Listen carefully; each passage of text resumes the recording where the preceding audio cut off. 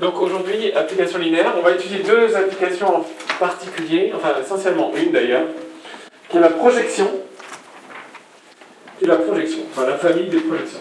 Alors on va voir que assez naturellement est associée à la projection la symétrie, mais la symétrie, bien que c'est du sens au niveau de la géométrie, comme la géométrie n'a plus beaucoup de sens pour vous, la symétrie sera un objet, la symétrie vectorielle sera un objet qu'on étudiera assez peu en fait. C'est vraiment la projection qui fait tout, et même quand on décomposera les espaces en somme directe, c'est ça qu'on utilisera essentiellement. Okay. Qu'est-ce que je vais dire d'autre sur les projecteurs? Ben, rien, voilà, donc on va étudier ça. Ah oui, alors, et les projecteurs, en fait, ça nécessite de décomposer l'espace en deux espaces supplémentaires. En fait. Et l'idée, c'est qu'on va projeter sur un dans la direction de l'autre. D'accord? Alors, ayons en tête quand même que quand on coupe un espace en somme de deux espaces supplémentaires, il n'y a pas unicité des espaces, hein, on peut faire plein de solutions, et on a même, en particulier, si f est un sous-espace vectoriel de E, par exemple en dimension finie, on sait qu'il existera un supplémentaire à f. En fait, il en existe plein. Donc si vous pouvez avoir f et g qui sont supplémentaires pour donner E, mais vous pouvez aussi avoir f et g', un autre, qui sont supplémentaires qui donnent E. Et f et g secondes, etc. Et en fait, les projecteurs, dont on va parler, bien qu'on projette sur f, si vous changez g en g' ou g secondes, le projecteur va changer aussi. D'accord? Donc en fait, on va voir ça tout de suite, mais on parlera des fois, on dira très rapidement, je projette sur f. En fait, il faudrait toujours préciser, je projette sur f dans la direction de g. Je change g, je change la direction de projecteur. Okay? Alors en fait, le principe est simple. En fait, dans le cours, on va prendre on va définir ce que c'est qu'un projecteur au sens qui nous paraît le plus naturel. On va vérifier une propriété essentielle, c'est que P carré égale P, pour ce projecteur qui paraît naturel. Et on va faire une réciproque. On va dire maintenant, supposons qu'il y a un endomorphisme qui vérifie P carré égale P. Okay? Et on va démontrer que c'est un projecteur. Donc comme notre définition du projecteur nécessitera des espaces supplémentaires, il faudra commencer par dire il existe des espaces supplémentaires qui vont bien. Il faudra les trouver. Et après on dira, en fait, c'est des projecteurs sur ces espaces supplémentaires qui vont bien. Okay? Donc il y a une sorte d'analyse synthèse ici, dans la définition du projecteur qu'on va voir aujourd'hui. Alors, voilà, l'idée est très simple. Donc je prends E1 et E2, deux espaces vectoriels supplémentaires de E. On sait que tout élément de E s'écrit de manière unique sous la forme x égale x1 plus x2 avec x1 dans E1 et x2 dans E2. Et donc on peut naturellement définir une application. À x, j'associe x1. D'accord? Il n'y a aucun problème, tout le monde parlera du même x1. On parle tous du même x1. Et ce x1, il est dans E1 a priori. Mais on va garder dans E ici. En fait, il est dans E1 inclus dans E. On va garder E parce que on va utiliser, donc tout à l'heure je vais vous dire, il va y avoir la propriété P carré égale P. Donc on va faire P rond P. Pour pouvoir faire P rond P, il faut absolument que l'image du premier P soit inclue dans le départ 1 du deuxième en fait. D'accord? Donc, et comme P c'est défini sur E, on va tout prendre en E. Ok? Même si on est dans des parties de E. Donc c'est le projecteur sur E1 parallèlement à E2 ou de direction E2. Et Q, qui est l'application qui a x aussi x2, et qui est en fait égale à l'identité moins P, s'appelle le projecteur sur E2 parallèlement à E1 de direction E1. On dit que P et Q sont des projecteurs associés car ils sont définis par la même décomposition de E en sous-espaces supplémentaires. Okay. C'est une définition, bon, il faut l'apprendre, ou la comprendre. Ah, alors, attendez, là il y a un truc. Pouf. Okay. Alors je m'y rappelle de la projection dans le plan. Vous avez déjà rencontré le mot projecteur, projection? Oui. En maths? Oui. Qu'est-ce qu'on vous avait dit, vous vous rappelez?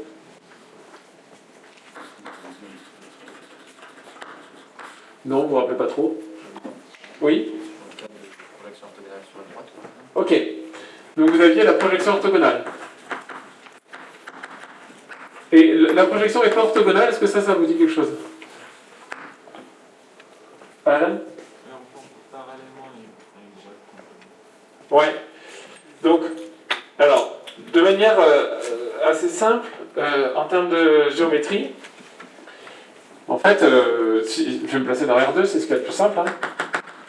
Et je vais prendre deux sous-espaces supplémentaires dans R2. Donc, par exemple, donc classiquement, R2 sortant de ça, mais je peux prendre une droite vectorielle ici, vecteur de U.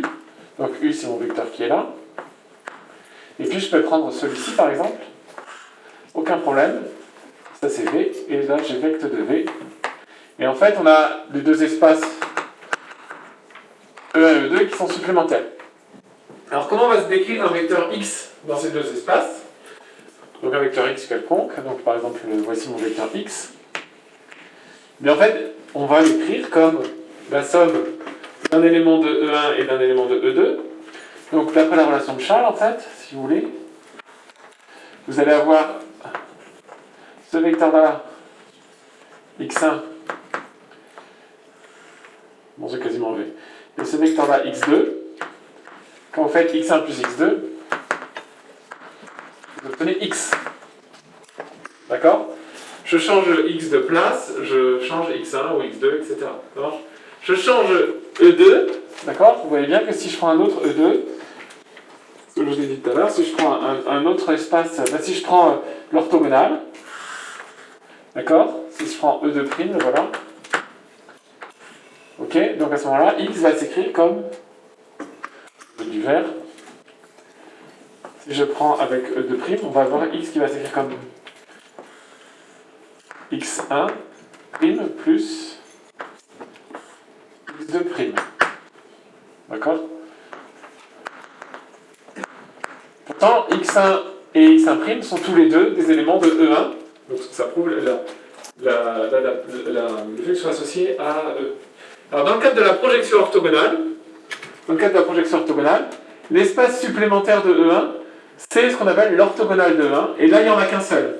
Okay, alors on verra ça pendant le cours avec les produits scalaires. Il faut des produits scalaires pour parler d'espace perpendiculaire, orthogonal. Hein. Ok, donc on verra ça en fin d'année. Dans ce cas-là, il n'y a qu'une seule projection orthogonale, donc il n'y a pas besoin de préciser deux directions machin, parce que la direction c'est forcément l'orthogonale de E. Ok, et c'est le truc que vous utilisez classiquement. Alors les projections, vous les utilisez aussi beaucoup en physique en fait. Avec essentiellement le réflexe, c'est des projections orthogonales, et le réflexe cos θ. C'est pas pour avoir ce réflexe-là en physique. Okay, bon, nous, on n'a pas, parce que pour l'instant, on n'a pas l'orthogonalité. Quand on fera que des projections orthogonales, on se dira, tiens, si on appelle θ cet angle-là, etc., on se sortira. Et c'est trop tôt pour nous pour l'instant. Ok? Alors je garderai ce dessin-là tout à l'heure, où je le referai quand je parlerai de la symétrie. Hop. Alors, propriété du projecteur. Donc je suppose que E égale 1 plus E2, P de projection sur 1 de parallèlement à E2. Alors P est un endomorphisme de E. E1 en fait c'est l'ensemble des invariants de P. Donc, et c'est aussi l'image de P. E2 c'est le noyau de P. Et j'ai P rond P égale P. Ok, plein de propriétés. À démontrer.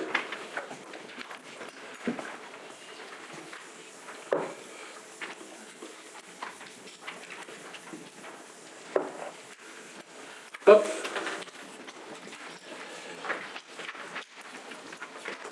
Alors, démonstration.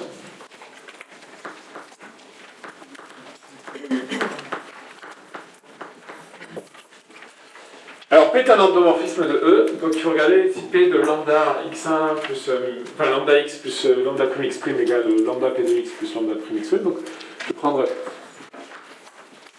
x prime des éléments de E, lambda prime des éléments du corps. Donc P de x, en fait, moi je sais que x va s'écrire en fait x1 plus x2. Donc il existe, si vous voulez, un unique couple x1, x2 appartenant à E1, 3 E2, tel que x égale x1 plus x2. Et je sais que P de x, en fait, c'est x1. Et pareil, il existe un unique couple x1', x2' appartenant à E1, croix E2, tel que x égale x' égale x1' plus x2', et je sais que P de x' c'est x1'. Ok? Alors maintenant je vais regarder lambda x plus lambda prime x'. Je peux l'écrire tout simplement. Donc ça fait lambda x1 plus x2 plus lambda prime x' plus y', n'importe quoi, x1' plus x2'. Et je développe, j'identifie, enfin je le mets de chaque côté. Donc ça fait lambda x1 plus lambda prime x1' plus lambda x2 plus lambda prime x2'. Alors, en écrivant les choses comme ça, qu'est-ce que j'ai fait en fait? Donc, j'ai écrit x plus x' comme la somme, oui. Comme la somme d'un élément de E1 et de Voilà, celui-ci il appartient à E1, pourquoi? E2. Voilà, E1 étant un espace vectoriel, x1 et x1' étant des éléments de 1, toute combinaison linéaire des éléments de 1 donne un élément de 1, donc ça donne un élément de 1. Et donc, en fait, moi ce que je sais, c'est que aussi, donc ici ce qui m'intéressait c'est pas trop l'unicité, c'était l'existence, mais maintenant, ce qui va m'intéresser c'est l'unicité. En fait, l'écriture qui est là, c'est l'écriture avec un L majuscule, je sais pas quoi, au sens défini, pas indéfini, pas une écriture, mais l'écriture de lambda x plus lambda prime x prime sur la décomposition E égale 1 plus E2. Ok? Donc assurément, je peux identifier, ceci c'est P de 1 de x plus x prime, et ceci ce serait Q de lambda x plus lambda prime x prime si ça m'intéressait. Mais ça ne m'intéresse pas. Ok, donc on peut identifier.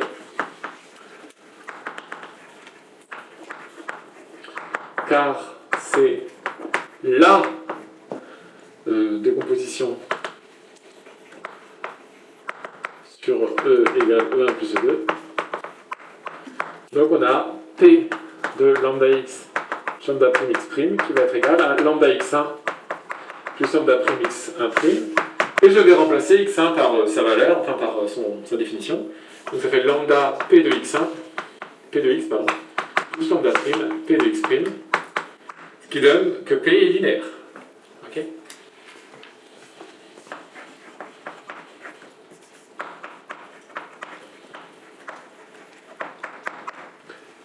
Donc première chose.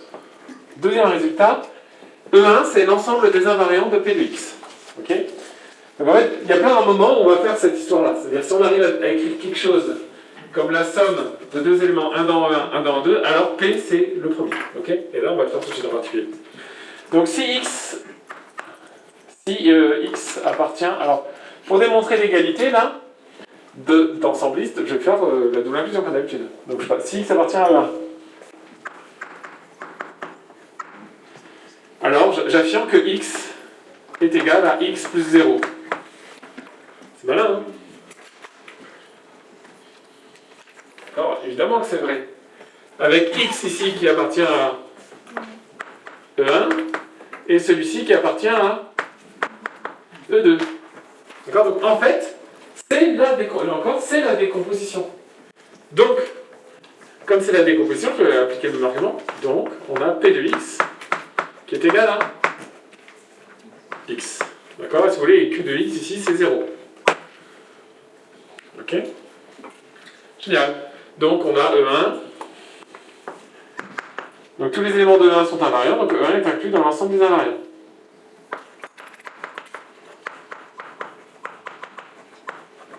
Alors maintenant, réciproquement, si E est inclus, si x appartient à E tel que, ou soit x appartient à E tel que P de x égale x, est-ce que je peux affirmer que x appartient à im de P? Oui, alors, en fait, lequel, entre guillemets? Lui. D'accord? Parce qu'il s'écrit comme le P de quelqu'un. Donc quand on s'écrit comme le P de quelque chose, c'est qu'on est dans im de P. Okay? Donc, x appartient à im de P. Il existe A tel que x égale P de A. En fait, A c'est x. Ok?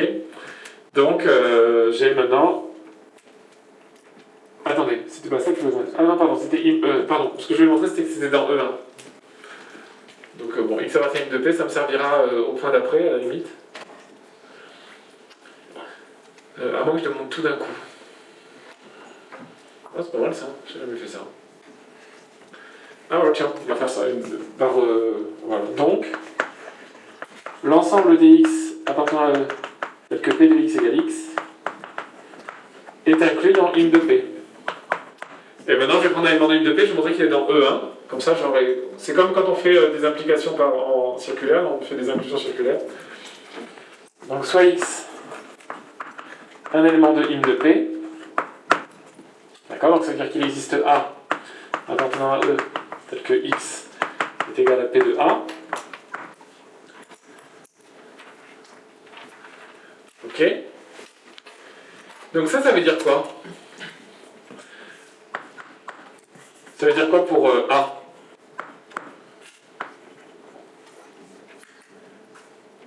Oui? Il s'écrit comme x plus quelque chose de 2. Voilà, exactement. Plus, alors, il y a deux options. Soit c'est quelque chose qu'on appelle A moins X, pour que ça marche, soit on l'appelle Y. Plus Y? Avec ça dans E1 et ça dans E2, par définition. Et donc X, en fait, appartient à E1. Voilà. Donc ainsi, on a in de P inclus dans E1. Ok, et donc par triple inclusion, donc on ne voit plus sur l'écran là, par triple inclusion, donc maintenant, on a E1 égale à aux invariants et égale à in de P.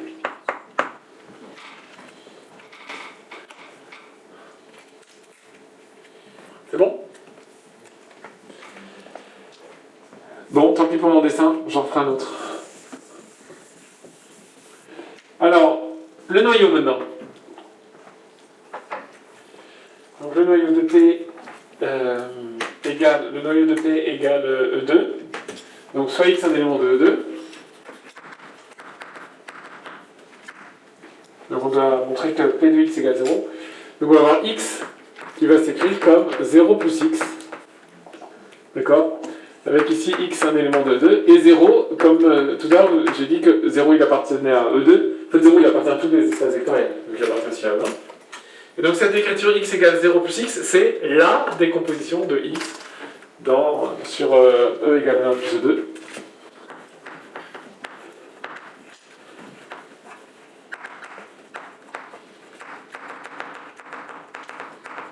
D'accord, donc P de X, c'est en fait celui-là, c'est 0.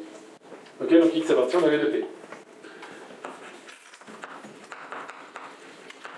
Donc réciproquement, si X appartient au noyau de P, d'accord, on va avoir X qui va s'écrire X1 plus X2. D'accord, dans la décomposition classique. Hein.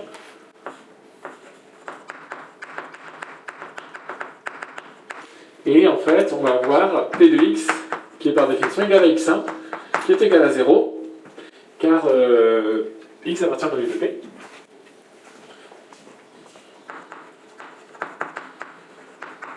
Ok, donc, finalement, X égale X2, qui est un élément de E2. Donc X appartient à E2.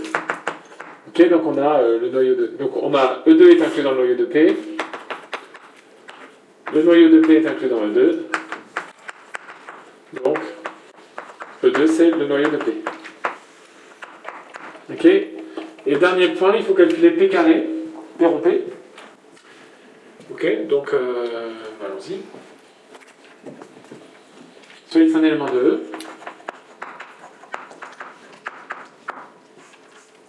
X va être égal à X1 plus X2. P de X est égal à X1.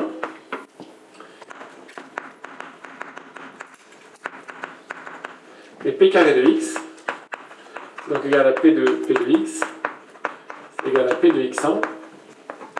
Et X1 appartient à E1, mais on a vu que E1 c'était les invariants par P, donc c'est égal à X1. D'accord? X1 appartient à E1 égale à l'ensemble de X tel que P de X égale X. Donc P carré de X égale X1, et X1 on a dit que c'était P de X. Donc j'ai pour tout X de E, P carré de X égale P de X, donc P carré égale P.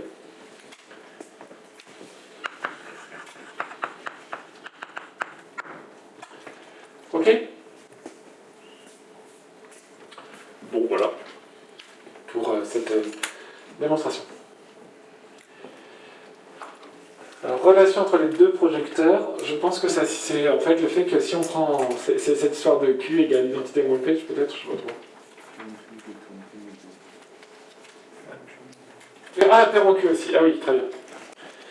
Donc on a P plus Q égale l'identité. En fait, si vous regardez, par définition, en fait, vous allez avoir... donc remarque, vous allez avoir, si vous prenez x, donc qui s'écrit x1 plus x2, vous allez avoir P de x qui est égal à x1, Q de x qui est égal à x2, donc P plus Q de x qui est égal à x1 plus x2, est égal à x, égale l'identité de x. Et ça, c'est vrai pour tout x dans E.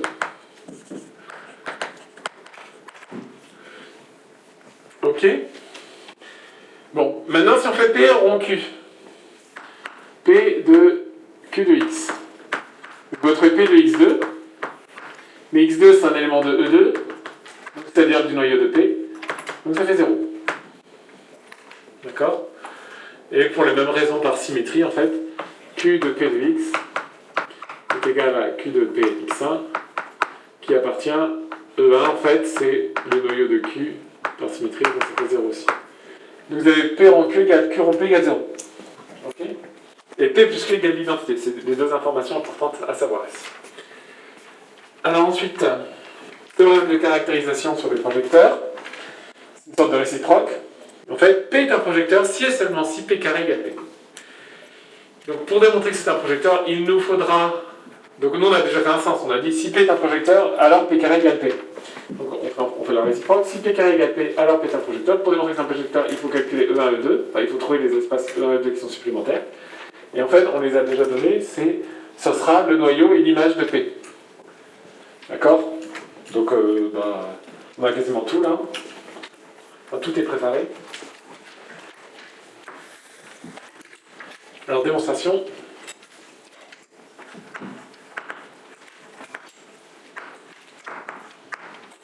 Donc si P est un projecteur, alors P rond P égale P. D'accord, donc ça c'est fait. Ok. Maintenant réciproquement, supposons que P carré égale P. Ok, et on va noter E1, soit E1, donc par définition ça va être l'image de P, et E2, par définition, c'est le noyau de P. Donc on va démontrer que E1 et E2 sont supplémentaires dans E. Alors comment on démontre que deux ensembles sont supplémentaires? On a deux stratégies en fait. Oui, Alexandre. Le seul élément commun entre les deux, c'est 0. Oui. Leur somme fait l'ensemble de E. Voilà. Première stratégie, c'est tout simplement de démontrer qu'ils sont en somme directe, donc l'intersection vaut 0. Et ils donnent E quand on les additionne, donc voilà. Ça marche bien. Alors, faire l'intersection égale 0, vous vous rappelez, c'est une très facile. Montrer que la somme fait E, là, en fait, il faut être inspiré. C'est-à-dire, il faut dire, en fait, j'ai bien écrit un élément. Tout élément de X va s'écrire comme un élément de ligne de P et un élément de ligne de P. Si je réfléchis un petit peu, ça marche. Ok? Si on est inspiré, sa méthode est plus rapide. Sinon, on s'inspire tout seul. Et comment on fait pour trouver l'inspiration? On fait une analyse synthèse. D'accord? L'analyse va nous donner l'unicité plus laborieusement que l'intersection égale 0. Hein. Mais le gain, c'est qu'on saura qui faudra prendre comme, pour faire la somme égale E. Ok? Donc, bon, je sais, il faut prendre P de X plus X moins P de X. Mais si ça ne vous gêne pas, on va faire l'analyse synthèse. Ça va être plus long, mais au moins vous verrez pourquoi on fait X, P de X plus X moins P de X. Ok? Donc, analyse. Alors, soit X, un élément de E. Supposons que X s'écrit Y plus Z avec Y, un élément de l'image de P, et Z, un élément du noyau de P. D'accord? Parce que ce que je veux, c'est démontrer que l'image de P plus le noyau de P... Ah, mais je leur ai donné des noms. Bon, c'est pas grave. D'accord? Donc, je rappelle, le but, c'est montrer que E égale E1 plus E2. Ok? Bon. Alors en fait, c'est toujours le problème dans cette démonstration-là, c'est toujours la même chose, c'est qu'en fait, vous avez une inconnue qui s'appelle X, et avec X, vous définissez deux inconnues maintenant, Y et Z. D'accord? Et en fait, ça va pas. Ce qu'on voudrait, c'est dire finalement y c'est une fonction de x unique et z c'est une fonction de x unique. Donc on voudrait en fait découpler y et z. Okay, pour découpler y et z, en fait, on utilise les propriétés qu'on a devant nous. Et l'une des propriétés fortes, c'est celle-ci. Z appartient au noyau de P. C'est-à-dire, quand on applique P, P de Z va donner 0. Donc Z va disparaître. Donc je prends la relation x égale y plus z et j'applique P. Comme ça, Z va disparaître. Donc on a P de x par linéarité qui est égale à P de y plus z, c'est-à-dire P de y plus P de z, c'est-à-dire P de y. D'accord? Ah, mais j'ai pas tout à fait gagné, puisque ce que j'aimerais, c'est pas P de y, ce que j'aimerais, c'est y. Alors, est-ce que je peux essayer de revenir à y maintenant? Alors, quelle autre information j'ai? L'autre information que j'ai, c'est que P carré égale P.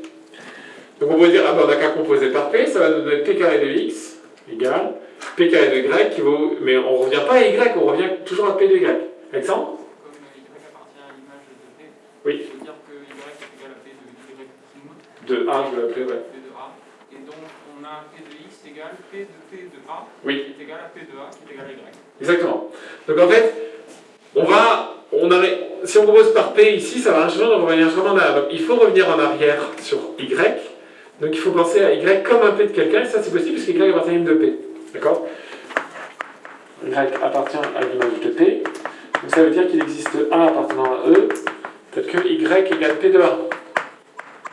Donc on a P de X qui est égal à P de P de A, c'est-à-dire P carré de A. Oui, mais P carré de A, c'est P de A, et P de A, c'est Y, il est revenu. Ok, donc en fait, Y, c'est P de X. Et il n'y en a qu'un, donc on a gagné l'unicité pour Y, et alors pour Z, c'est en fait X moins Y, c'est-à-dire X moins P de X. Donc à ce stade, j'ai terminé mon analyse. Je ne sais pas si les X s'écrivent tous sous la forme d'Y plus Z, avec Y un élément de P de l'image de P et Z un élément du noyau de P. Mais ce que je peux affirmer, c'est que si il s'écrit comme ça, alors il n'y en a qu'un possible, c'est Y égale P de X et Z égale X moins P de X. Ok? Alors maintenant, on va regarder si, en fait, pour tout X, ça peut marcher. La synthèse.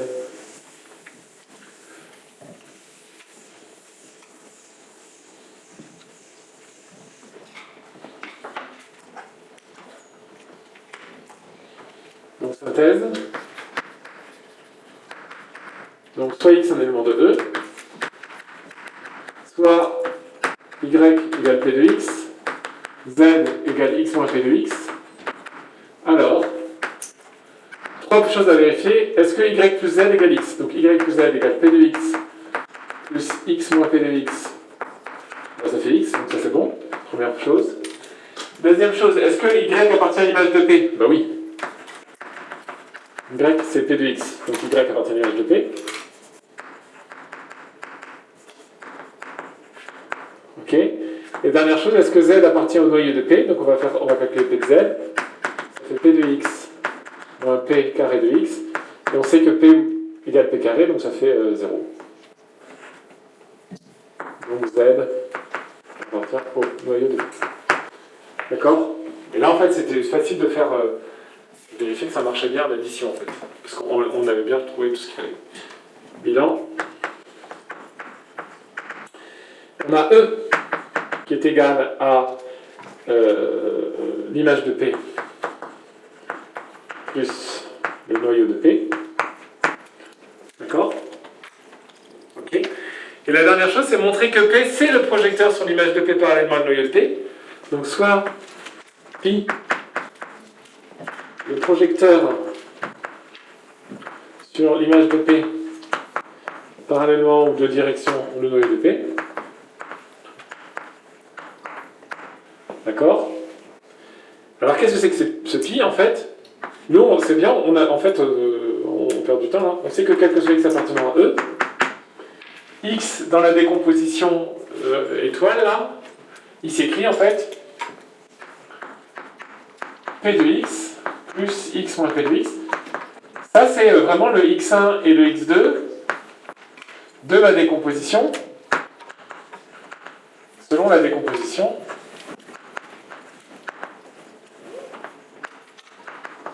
celle-ci là. D'accord? Ok? Donc, pi de x, c'est x1. Autrement dit, c'est p de x. Et donc, on a quel que soit x, pi égale p. Donc, p égale pi. Donc, pi égale p. Donc, p égale pi. P est la projection. En fait, si on y réfléchit, on n'a même pas besoin de passer par pi, c'est immédiat. Hein.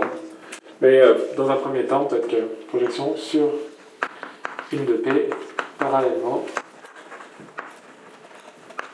à le noyau de P.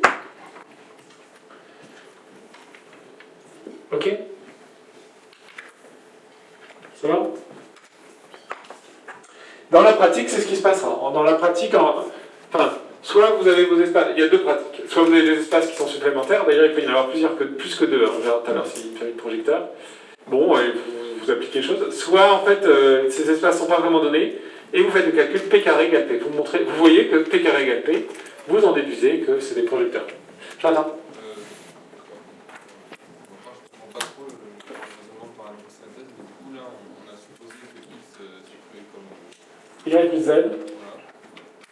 Et on a montré que y plus z c'était 8. Exactement. Et ensuite dans la synthèse on regarde que ça fait aussi. Voilà. Ce qu'on demande dans la synthèse, c'est que c'est vrai quel que soit x. Alors que là, on a démontré que c'était vrai, quand c'était vrai, il y avait y et z qui étaient donnés de manière unique. Mais il pourrait y avoir des x pour lequel ça marche et des x pour lequel ça ne marche pas. Okay, voire aucun d'ailleurs.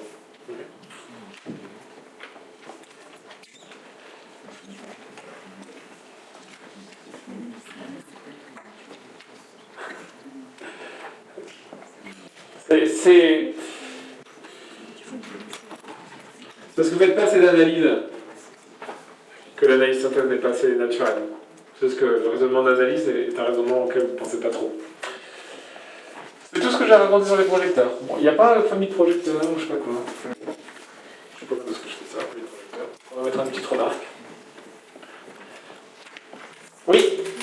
Là, on a montré que P rond P est égal à P seulement si on choisit E1 et E2 comme image de P et carré de P. Là, on est dans la tout ça, c'est dans l'hypothèse P carré égale P.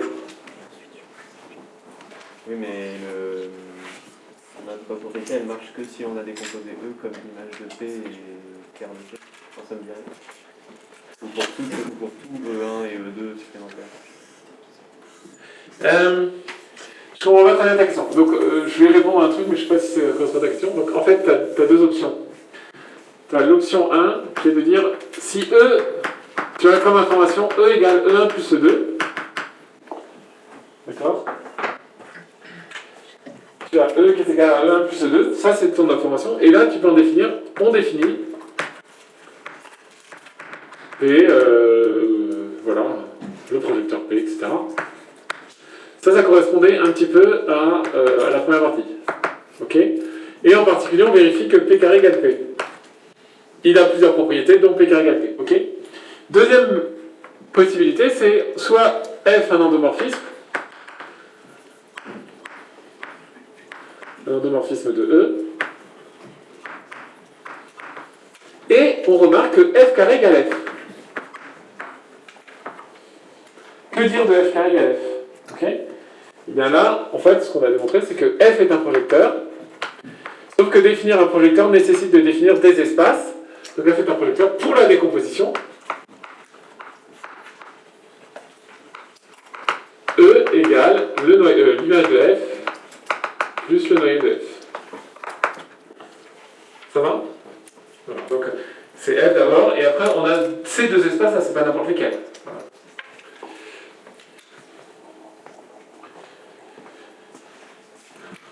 Alors qu'est-ce que ça pourrait être une symétrie en fait? Vectorielle. Oups là. Alors de même, hein, des symétries. Il y a le vocabulaire symétrie est un vocabulaire compliqué en mathématiques parce que c'est tellement important qu'on l'utilise à tout bout de champ. Et donc il y a des tas de trucs qui s'appellent symétrie mais qui ne veulent pas dire la même chose. Dans les relations binaires, par exemple, la relation elle est symétrique, ça n'a rien à voir avec ce qu'on fait là. Donc ce qu'on va faire là, on appelle ça plutôt une symétrie vectorielle en règle générale. Okay, Et vous, dans les transformations géométriques, donc c'est lié à la géométrie, quand vous regardez associé à la géométrie à proprement parler, vous avez a priori rencontré la symétrie dite axiale et la symétrie dite centrale. Ok, alors la symétrie centrale, c'est pas trop de problème ici. Ok, on en reparlera une autre fois. Et la symétrie axiale, c'est quoi? Alors c'est un cas particulier de ce qu'on va faire là. En fait, ça correspond à... la symétrie axiale, ça va correspondre... c'est associé aux projections orthogonales, comme le symétrique qu'on va voir ici est associé aux projections de manière générale. Donc, vous vous rappelez, vous avez... En fait, quand vous avez une projection orthogonale, donc vous avez un espace et vous avez le complémentaire, le supplémentaire, pardon, qui est orthogonal, vous dites, ben, en fait, je projette le voilà. Donc je projette, c'est lui plutôt. Donc là c'est P de x, x, ok, ça c'est orthogonal. Hein. Bon, et vous dites le symétrique il est là. D'accord? Donc vous allez avoir, si ici c'est Q de x, vous allez avoir en fait ce vecteur-là. Quelle est la particularité de ce vecteur-là? Ben, il vaut P de x moins Q de x.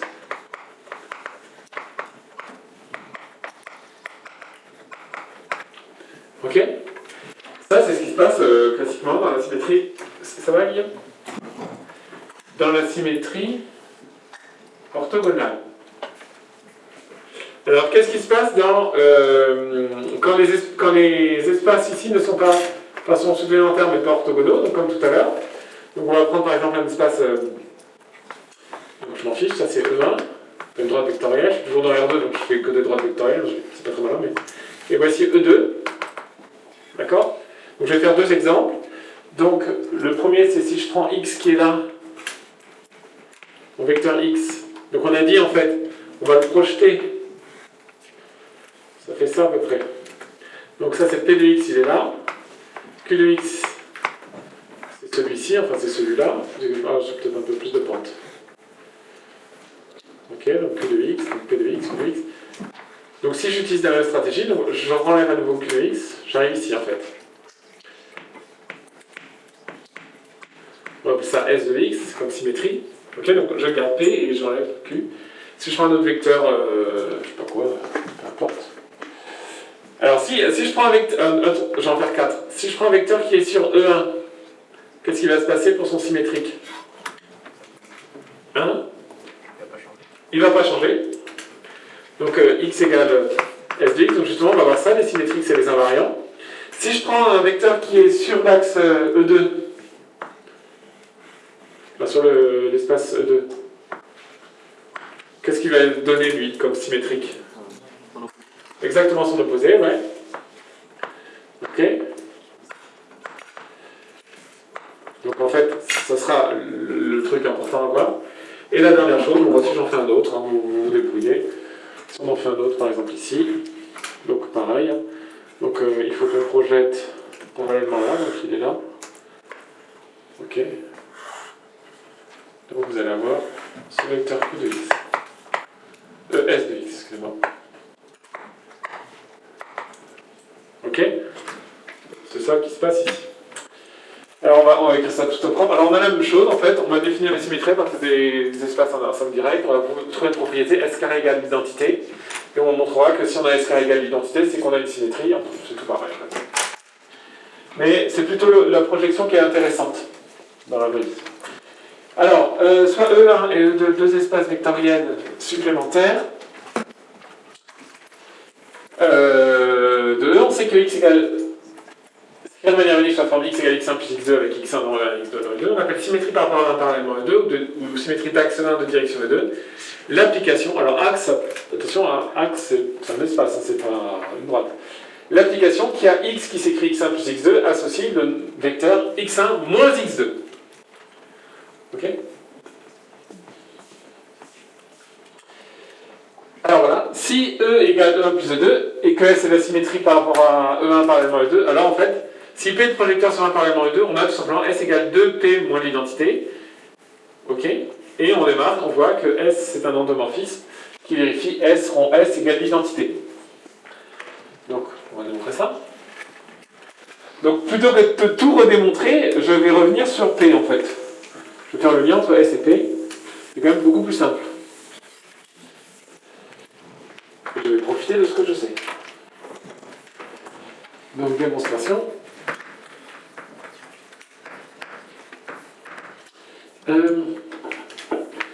Donc x, pour tout x appartenant à E.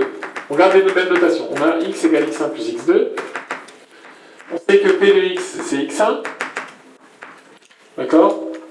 Alors x2, en fait, c'est x moins x1. Donc ça fait l'identité moins p en x.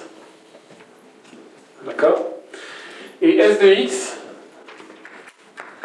c'est x1 moins x2, c'est-à-dire c'est p de x moins identité moins p en x, ou encore p moins identité moins p le tout en x, c'est-à-dire 2p moins l'identité en x. D'accord? Ce résultat-là, il est vrai pour tout x de E. Donc, on peut affirmer que S est égal à 2p moins l'identité. Bon, de E, sous-entendu. Ok? Alors ensuite, pourquoi est-ce que S est un endomorphisme? Ben, on sait que P, identité, sont des endomorphismes. On a vu hier que l'addition de deux endomorphismes donne un endomorphisme. Ok, donc S appartient à l'ensemble des applications linéaires de E. C'est-à-dire c'est un endomorphisme. Et maintenant, si on fait S en S, on obtient 2P moins l'identité rond 2P moins l'identité.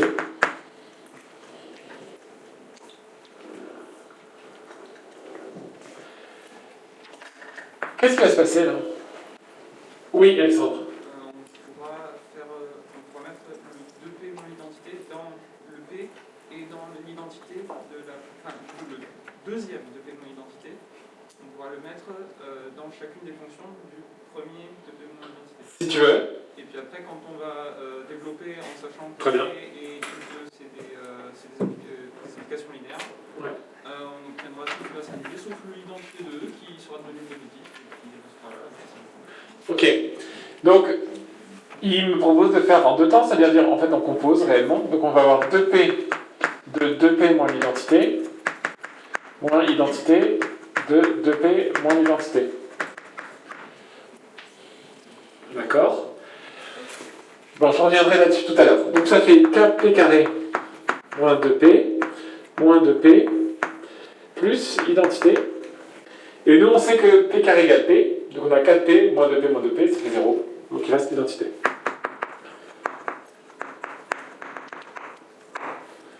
Ok. Je sais pas ce que j'ai pris tout à l'heure.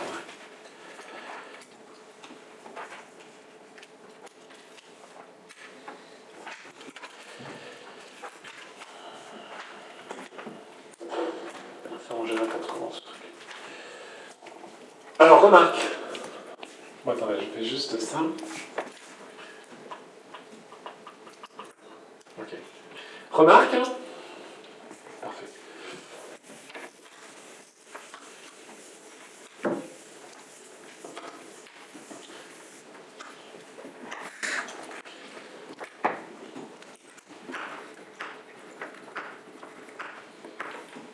Quand on reprend cette étoile-là,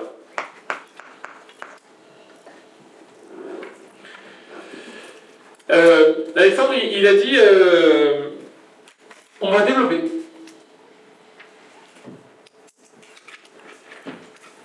C'est vrai ça? Donc je vais poser la question autrement. Finalement, quand j'écris S égale 2P moins l'identité, j'affirme que S,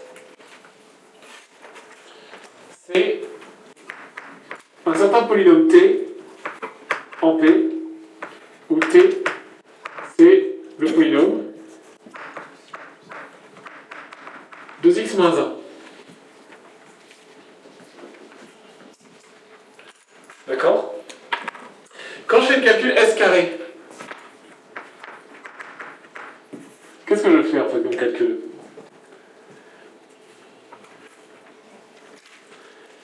Donc c'est T de P rond T de P. Maintenant c'est ça qui m'intéresse, c'est quel est le calcul que je fais ici. Donc visiblement c'est un résultat en P, hein, qui est en fait 4x carré moins 4P plus 1. Alors regardez, Alors quel est le rapport entre 4x carré moins 4p plus 1? Oui. C'est t carré. Oui.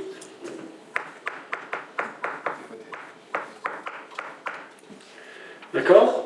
On a ce résultat-là qui est exactement lié à la question de toujours. En fait, Alexandre, il a dit, en fait, on va regarder les choses, on va faire des choses comme c'est posé, et on va obtenir le développement, il a dit. Il n'a pas forcément dit ça, explicitement, mais c'est ça qu'il disait, en fait. Donc, autrement dit, quand on fait, donc de manière générale, quand j'ai un polynôme P de U rond un polynôme Q de U, on a en fait le produit P fois Q de U. Ok. Et au passage, P fois Q c'est la même chose que Q fois P, hein, chez les polynômes, c'est sans rien passer. Donc ça fait Q fois P de U, ce qui donne encore Q de U fois rond pardon, P de U. Et donc par exemple, si ça c'était V et ça c'est W, on a que V rond W est égal à W rond V. Et essentiellement, les endomorphismes qui commutent, en règle générale, c'est des polynômes d'un même U. Ok, essentiellement. Bon, il faut trouver le U, mais c'est essentiellement vrai. Alors maintenant, si on va jusqu'au bout ici, qu'est-ce qui s'est passé, en fait, dans notre calcul? Ben, finalement, on a regardé t carré. Donc t carré, ça fait 4x2 moins 4x plus 1. Et après, deuxième étape, qu'est-ce qui s'est passé là? Pourquoi je dois écrire ça? Alexandre? Alexandre te dit que quand x égale p, x carré égale p. Voilà, on a fait la congruence modulo le polynôme x égale x carré, c'est-à-dire x carré moins x. D'accord? Si je fais la congruence modulo, donc comme dans le DS, là, si je fais la congruence modulo x carré moins x, c'est-à-dire si je fais la division euclidienne de x carré moins x, pour ça, les 4 là vont disparaître, il va nous rester 1. D'accord? Donc en fait, le calcul a été de dire, j'utilise p carré égale p, etc. Ok? Et, par exemple, pour aller jusqu'au bout, si par exemple je sais que P est un projecteur, et je vous demande de calculer 2P7 plus 5P4 moins P2 plus P plus 1, qu'est-ce que vous allez me dire?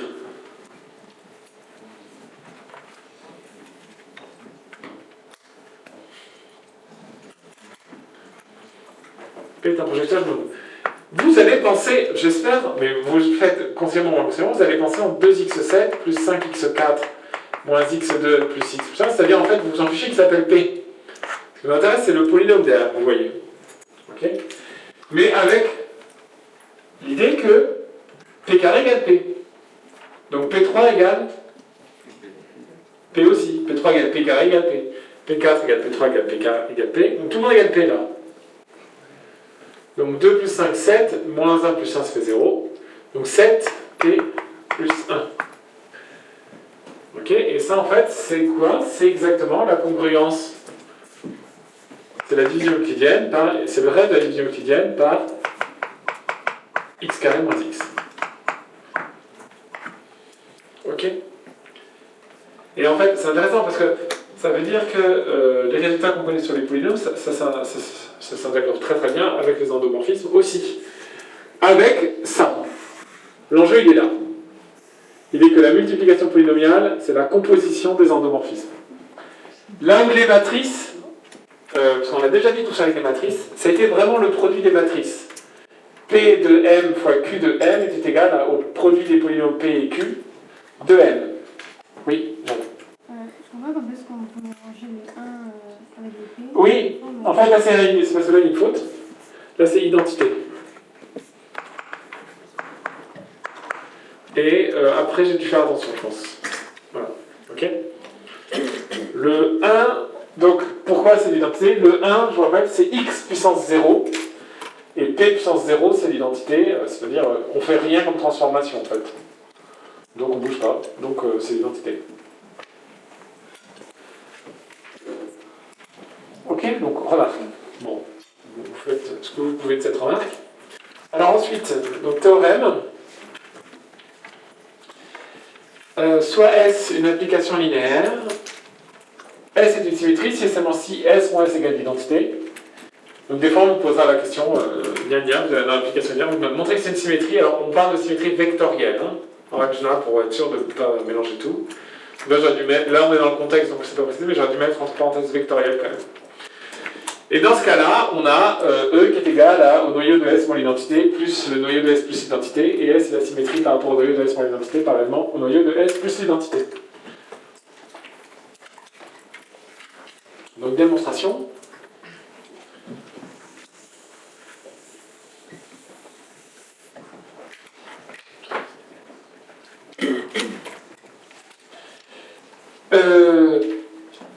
Donc on a déjà démontré que si S est une symétrie, si S est une symétrie vectorielle, alors S rond S égale l'identité. Donc ça c'est réglé. Alors maintenant on va faire l'autre sens. Soit S, un endomorphisme, tel que S rond S égale l'identité. Alors, ce qu'on peut faire, c'est essayer d'aller au résultat précédent, c'est-à-dire définir P, le projecteur qui va être associé, regarder si tout va bien sur P, on balance P, et puis on revient derrière. Alors, qui serait P, en fait? Alors, tout à l'heure, on a dit que S... Oui, pardon? S plus I de P. Voilà, donc on sait que... Donc on dit soit P, tiens, soit P, égale S plus l'identité sur 2. D'accord? Ça ne vient pas de nulle part, on sait en fait que si S est une symétrie, il y a le projecteur et S va s'écrire 2P moins l'identité, donc si je fais S plus l'identité sur 2, ça fait bien P. Je vais regarder, c'est un projection, donc je vais P carré. Donc c'est P rond P, donc en fait c'est encore un polynôme, donc ça fait 1 quart de S plus l'identité au carré, rond S plus l'identité, ça fait 1 quart de S carré plus 2S plus l'identité. On sait que S carré, c'est l'identité, donc ça fait... Ah bah tiens, c'est incroyable. Ça fait 1 demi de S plus l'identité, soit P. Trop beau. Ok? Donc S carré égale S. Hein. S carré égale l'identité, pardon. Donc on va avoir deux identités, 2S, je simplifie par 2, ça fait P. P carré égale P. P carré égale P. Donc P est un projecteur.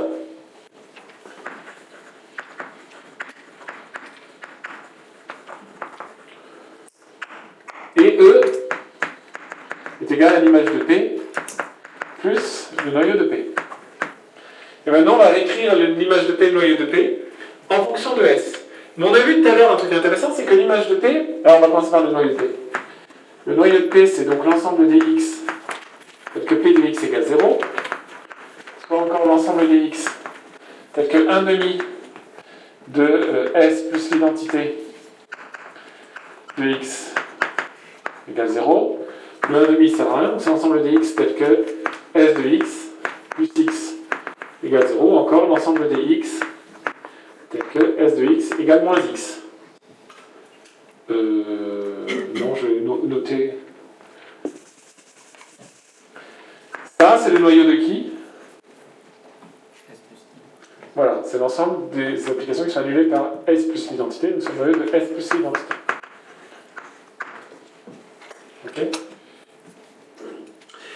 Et tout à l'heure, on a vu que l'image de P, c'était en fait l'ensemble des X tel que P de X égale X. En fait, on a vu que c'était des invariants. Ok, ça c'est vrai pour tout projecteur, hein, donc en particulier pour celui-là. Donc on va remplacer P de X par sa valeur, donc ça nous donne l'ensemble des X, tel que, donc 1 demi de S plus identité de X égale X, donc S plus identité de X, donc ça veut dire S de X plus X égale 2X. Okay, c'est l'ensemble des X tel que S de X plus X égale 2X. Je n'ai plus de place. Ça c'est le noyau de... Donc, j'envoie ici en bas, donc j'obtiens S de X moins X égale 0, donc le noyau de S moins l'identité. Ok? Et donc, je peux maintenant remplacer E par le noyau de S moins l'identité plus le noyau de S plus l'identité, donc ça me donne bien la somme qui est là. Et en fait, S c'est la symétrie qui va être associée à P, Et P, c'est la projection sur S moins identité, I de P, parallèlement à le noyau de S plus identité. Ok, donc j'ai terminé la démonstration. Ok, bon, je pourrais faire un petit bilan sur la table d'à côté, mais je vais la faire. Ok, hein, un petit bilan, vous vous remplacez, donc vous allez vous remplacer, gna gna gna. P est bien la projection sur celui-ci, et S est défini, peut-être un petit bout de truc, vous rajoutez le fait que S c'est 2P moins l'identité. Ok? Top. Allez, petit exercice un peu calculatoire, ma foi. Soit E égale R2, on définit pareil l'endomorphisme 2 défini par f de xy égale 2x moins y, 2x moins y. Montrer que f est un projecteur dont on précisera les éléments caractéristiques. E1, on notera E1 égale I2f, E2 égale cœur de f. On donnait la détermination analytique de la symétrie par rapport à E2 parallèlement à E1. Alors ça veut dire quoi? Ça veut dire écrire la symétrie sous la forme S de xy égale un certain calcul. Ok? Oui, alors. Dès que f égale f. Exactement. Donc on va faire ça. Donc f de x, j'ai noté le calcul, c'est en fait, hein, donc c'est le couple xy, c'est 2x moins y, 2x moins y. Donc on va faire le calcul f carré rond, enfin f carré, donc f rond f de xy, qu'est-ce que ça donne? Ça donne f de 2x moins y, 2x moins y. Donc lui c'est mon nouveau x, donc ça fait 2 facteurs de 2x moins y, c'est-à-dire moins 2x moins y. Ça, c'est ma première des coordonnées. Ok, et la deuxième, c'est exactement la même, parce que la deuxième, c'est la même que la première. Donc, je vais faire le calcul, tant qu'on y est. Donc, 4x... Non, je vais le faire après. Ok, donc ça donne 4x moins 2x, donc ça fait 2x. Moins 2y plus y, donc moins y.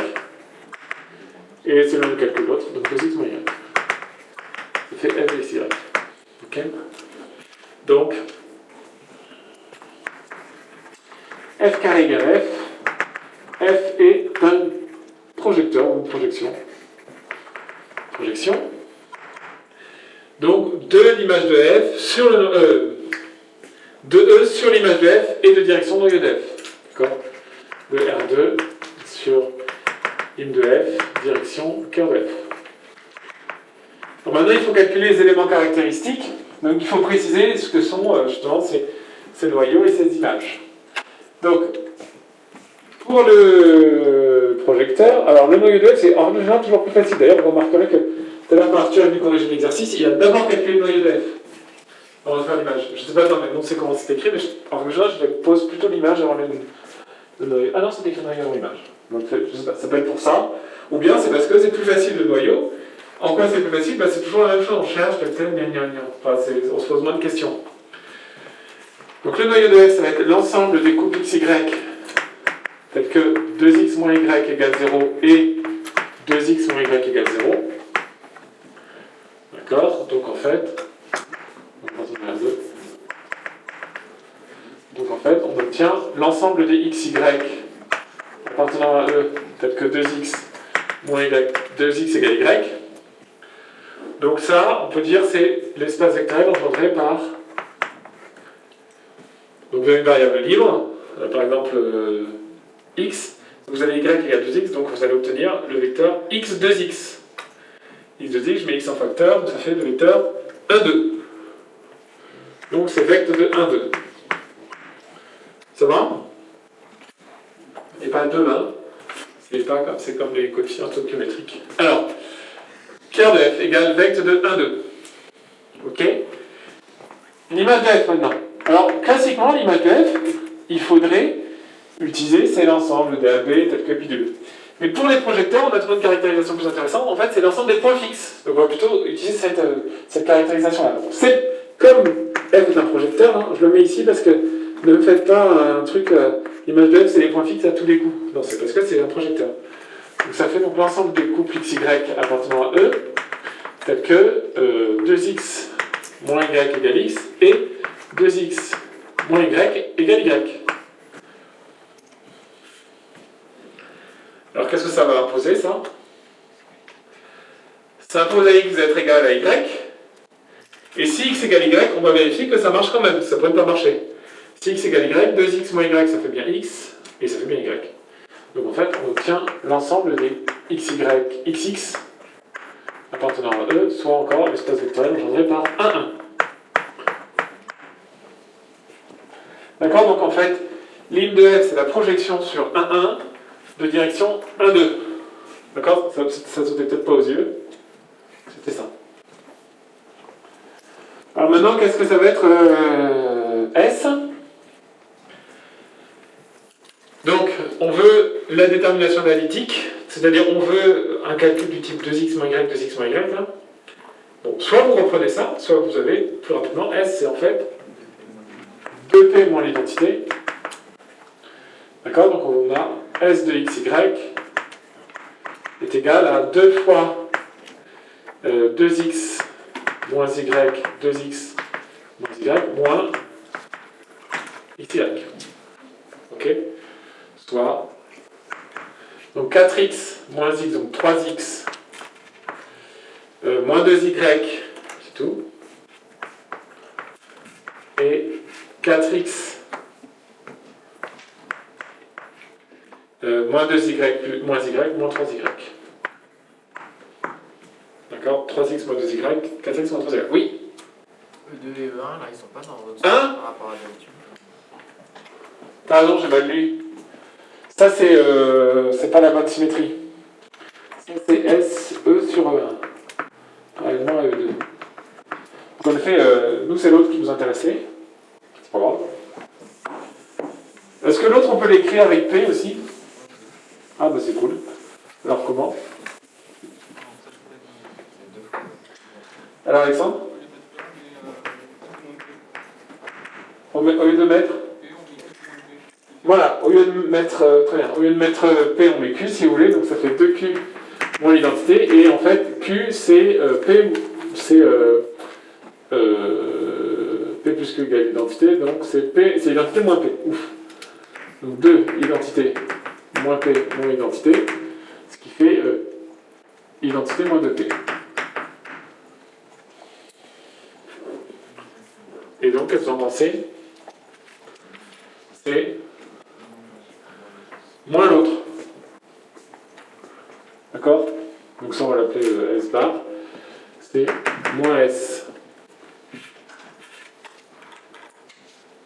Oui, si vous prenez votre vecteur, vous avez votre symétrie, vous avez l'autre symétrie qui est là, si vous additionnez les deux, vous obtenez l'opposé.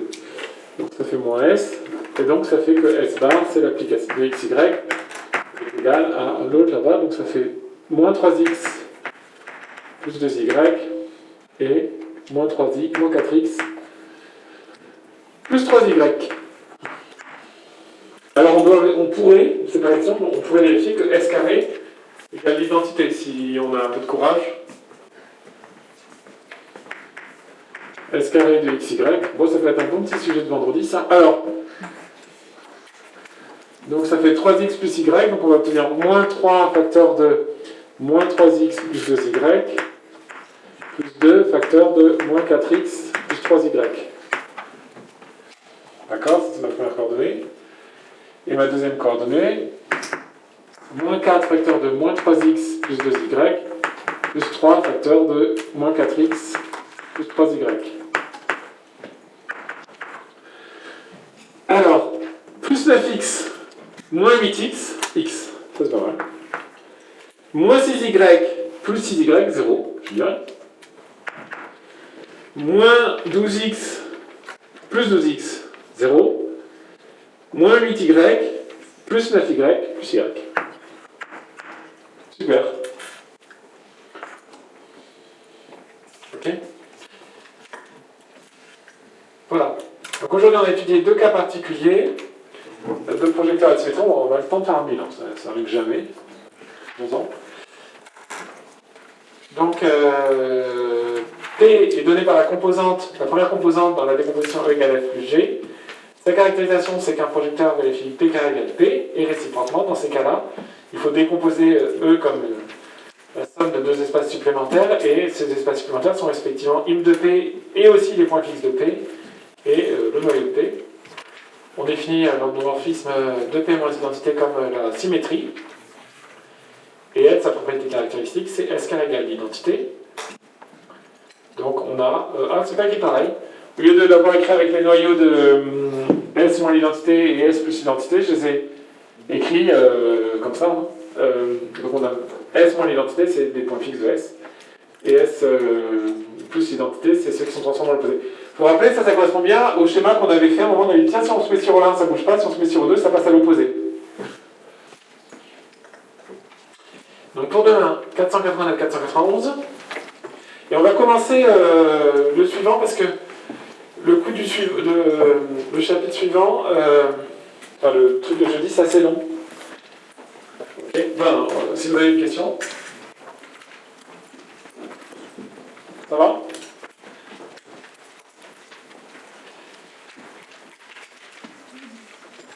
Ah oui, alors attends, je vais te les redonner.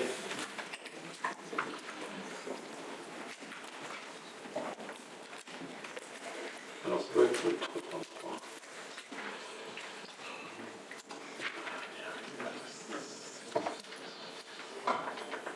Ok.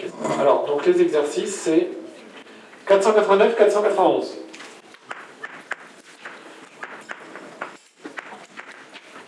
Ok, puis les autres, on les fera jeudi, demain matin, en TD. Donc ça, je peux enlever, vous allez en voir rien du tout.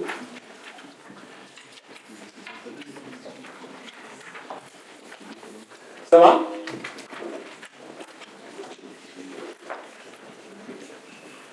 Quand on regarde ce calcul-là,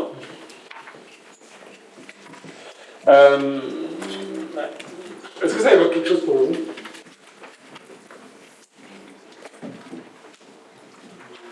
Le calcul là.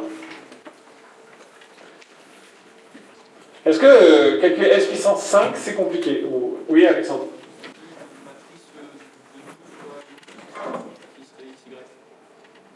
Une matrice de 2 fois XY? Ici ou ici? Les deux, c'est vrai. Alors si on reprend ici, ça serait quoi comme matrice de 2 et XY?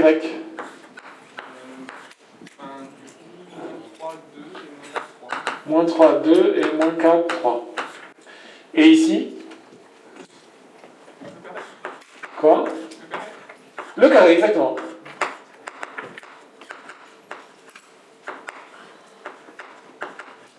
En fait, on fait le calcul, là, qui donne cela, et on les rajoute à nouveau, d'accord?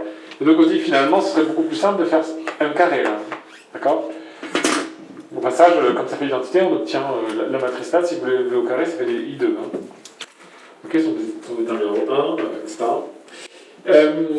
Donc en fait, en particulier, ce que je voulais dire, ce n'était pas tout à fait comme ça que je voulais dire les choses, en tout cas, je ne voulais pas faire intervenir ça, mais c'est pas grave.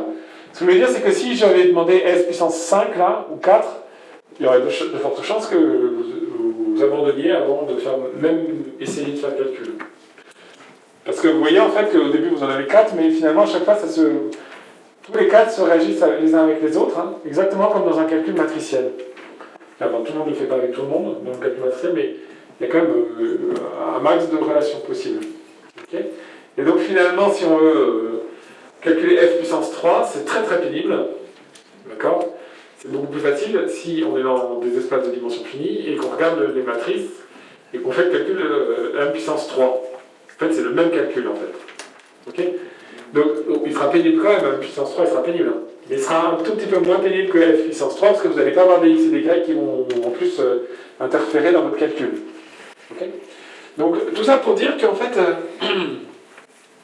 ces endomorphismes, quand ils sont sur des espaces de dimension finie, et qu'on associe une base classiquement, comme ici E1, E2, 1, 0, 0, 1, et x, y sont les coordonnées dans cette base, eh bien, le calcul se fait, enfin, on peut largement associer à l'endomorphisme une matrice qui va bien. Donc, comme on a un peu parlé hier quand on a tourné le chapitre. Donc, c'est le but un peu aujourd'hui, là, enfin de ça, enfin plutôt demain, donc, on va faire cette partie-là qui est assez rapide. Et puis, demain, on verra comment est-ce qu'on peut lier plus précisément matrice et application linéaire. Alors, détermination par les bases. Donc, soit un cas espace vectoriel de dimension finie. Donc, je me place ici dans des espaces de dimension finie. Ok, donc je réduis les applications linéaires, réduis des espaces de dimension finie, c'est dommage, on en perd plein, hein. Mais bon. Et je prends f un espace vectoriel quelconque, B une base de f une famille de vecteurs de f, donc c'est pas forcément une base. Alors il existe une unique application linéaire U de E dans F, telle que, pour tout i, U de I égale FI. On dit que U est entièrement déterminé par la donnée des images des vecteurs de base. Autrement dit, si vous calculez, si vous connaissez la valeur de U pour les vecteurs de la base, vous connaissez U de manière générale. Ok, c'est ça qui est écrit ici. Alors on va démontrer ça.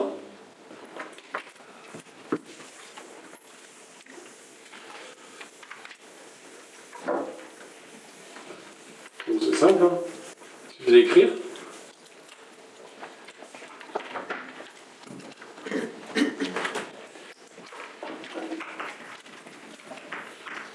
Donc, donc soit U, quel que soit I appartenant à n indice n, U de I égale FI.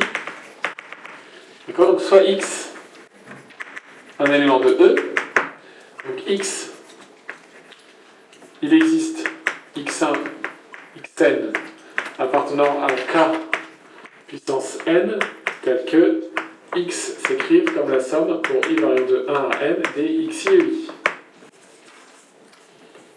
D'accord? Car EI est une base de E.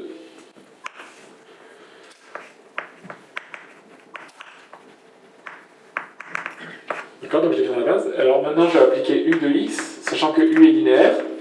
Ça me donne la somme pour i variant de 1 à n. Alors ça fait u de la somme pour i variant de 1 à n des xi et i. Voilà la somme pour i variant de 1 à n des xi u de i. Ok? Et si les u de i sont connus, ça me donne la somme pour i variant de 1 à n des xi fi.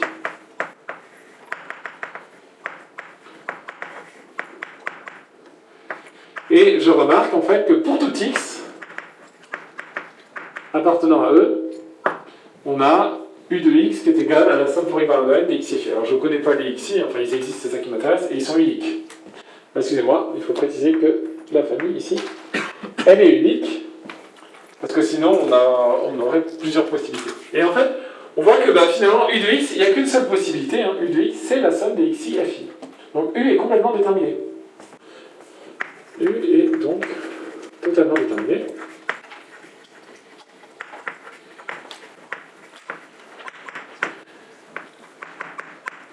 Et est-ce que U existe bien? Ben oui, c'est celle-là en fait. Ça va? Tout va bien? Bon, très bien. Donc, ça rappelle justement peut-être la méthode qu'on avait posée, enfin la première question que Walid a posée tout à l'heure au début du cours, qui disait pourquoi pour calculer l'image, vous avez regardé, pour calculer l'image de l'endomorphisme U, vous avez regardé l'image des vecteurs de la base. Ok? En fait, une autre raison, c'est parce qu'en fait, l'image des vecteurs de la base, c'est-à-dire la phi, me suffisent à parfaitement déterminer U. D'accord? Donc je ne perds rien en regardant que les vecteurs de la base. Ok? Les autres vecteurs, ils s'écrivent tous à partir de la base. Plus la linéarité. Alors, remarque dimension infinie, je sais pas ce que c'est. J'ai perdu mon. Je ne sais plus, c'est fou, c'est n'importe comment ce truc. Alors, je mets un bazar dans mon cours. Ah voilà, ça va être là. Ce résultat se généralise à la dimension infinie. Si EI est une base de E, F est une famille de F, alors il existe une application linéaire U telle que U de I égale FI pour tout I dans I. Qu'est-ce que c'est qu'une base de E lorsque E est un espace de dimension infinie?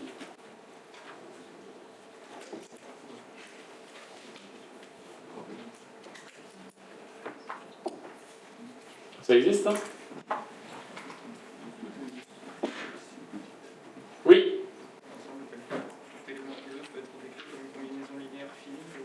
Exactement. Exactement. En fait, non, c'est exactement ça. Tous les espaces, là, il n'y a pas écrit que tous les espaces vecteurs de dimension finie admettent une base finie. Hein. Alors, admettent une base, pardon. Mais dans le cas où il y en a une, ce qui est le cas par exemple de K de X, d'accord, l'ensemble des polynômes. Alors, comment ça marche? En fait, on a une famille génératrice telle que tous les éléments s'écrivent à partir de cette famille de manière presque à support fini, en fait. D'accord? Donc, et cette histoire-là, on ne fait pas une somme infinie, hein. Et tous les éléments de E s'écrivent comme une somme d'éléments de la famille des UI, là, un support fini en règle générale. Ok? Donc dans ce cadre-là, ça marche. Ok? Mais il y a des espaces pour lesquels ça n'existe pas. Hein. Deux applications linéaires qui coïncident sur une base sont égales. Donc bah, ça c'est... Oui, c'est un corollaire en fait. Comment ça marche? Ben, c'est tout bête en fait. Si elles coïncident sur une base, ça veut dire que pour tout i, je n'ai même pas de... Donc ça veut dire que quel que soit i, u de i égale v de i égale fi. D'accord? Or, on sait qu'il n'existe un seul endomorphisme qui renvoie tout i dans fi. Donc u égale v. Qu'un endomorphisme, qu'une application linéaire qui vérifie ça.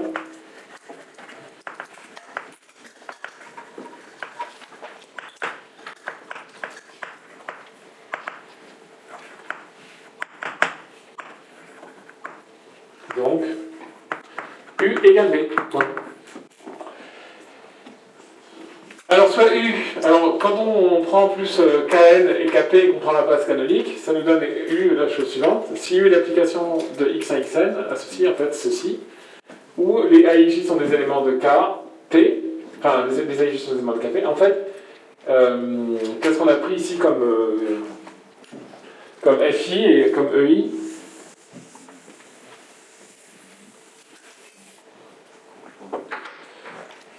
Donc, oui, Alexandre? Oui, c'est juste x1 avec que des zéros, x2 que des zéros, et tous les vecteurs principaux. Et fi, c'est en fait les colonnes en quelque sorte dans les sommes. Enfin, si on imaginait que le résultat était une matrice, ce serait les colonnes. Voilà. Donc en fait, c'est assez simple. On décompose Kn, x1, xn dans cette base-là. En fait, c'est exactement la somme des x, i, ei, si je prends i comme ça. Et alors, moi, ce qui m'intéresse, c'est de dire son image, c'est donné par les fi qui sont les images de ei. Mais les images de ei, si je fais u de ei ici, et que je reprends la définition de manière très simple, c'est-à-dire je prends tous les xi nuls, tous les xj nuls, sauf i égale, sauf j égale i. Qu'est-ce qui va me rester? Il va me rester exactement ici A, donc c'est les lignes, donc il va rester ici A1i, x1, donc en fait, on a ici A1i, A2i, etc., API, mon élément de KP. D'accord? Si U de I, c'est un élément de KP qui s'écrit comme ça, ok? Alors si j'applique cette formule-là, j'ai U de X égal à U de la somme des xi ei, équivalent de 1n, qui va être égal à la somme des équivalent de 1n, de 1 à n, oui, des xi bidule là, U de I. Et si je les mets ensemble, ça va me donner exactement la somme pour i variant de 1 à n des xi a1i, etc. La somme pour i variant de 1 à n des xi a pi. Ok, alors, je les ai, par rapport à ce qui est écrit là-bas, j'ai fait une petite permutation de mes deux nombres-là. Ok, bon, c'est le début. Demain, on continuera. Ok. Ah ouais, ok. Ça marche? Des questions? Bon, tout va bien. Super. Regarde, j'ai pas enregistré cette page-là. Il est tout flou là.